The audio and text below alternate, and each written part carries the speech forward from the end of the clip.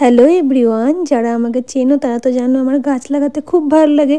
তো অনেক দিন ধরেই শখ ছিল পদ্মর গাছ লাগানোর। তার জন্য আজ থেকে প্রায় 1.5 মাস আগে আমি প্রস্তুতি চালু করে দিয়েছিলাম। আর তার প্রথম স্টেপ হলো পদ্ম বীজটা ভালো মতো পর্যবেক্ষণ করে যেই সাইডের মুখটা একটু উঁচু সেই সাইড থেকে খুঁজে সেটাকে এবড়ো খেবড়ো জায়গা বা সিরিজ কাগজে ঘুষে সাদা অংশটা বের করা। এই সাদা অংশটা বের করাটা একটু টাফ, মানে পরীক্ষায় পাশ করা হয়তো এর থেকে সহজ। তারপর তো নর্মাল টেম্পারেচারে বীজগুলোকে জলের মধ্যে দিয়ে রেখে দিতে হবে এবং অটোমেটিক তার থেকে চারা বেরিয়ে আসবে। কিন্তু শীতকাল হলে রোদে রাখার চেষ্টা করো, আর এইভাবে যতদিন না শিকড় বেরোয় ততদিন রাখতে হবে। আর পদ্ম ফুল যেহেতু পাকে জন্মায়, পাক আমি পাইনি, তার জন্য একটা পাত্রে কিছুটা গোবর নিয়েছিলাম আর তার উপরে মাটি দিয়ে তার মধ্যে জল দিয়ে রেখে দিয়েছিলাম অনেক দিন। তারপর জলটা শুকিয়ে গেলে তাতে আবার নতুন জল দিয়ে একটা ডান্ডার মাধ্যমে গোবর আর মাটিটাকে ভালো মতো মিশিয়ে পাক তৈরি করি অ্যান্ড এক্সট্রা জলটা ফেলে দিয়ে তাতে গাছটা লাগিয়ে নতুন করে কিছুটা জল দিয়ে দিই।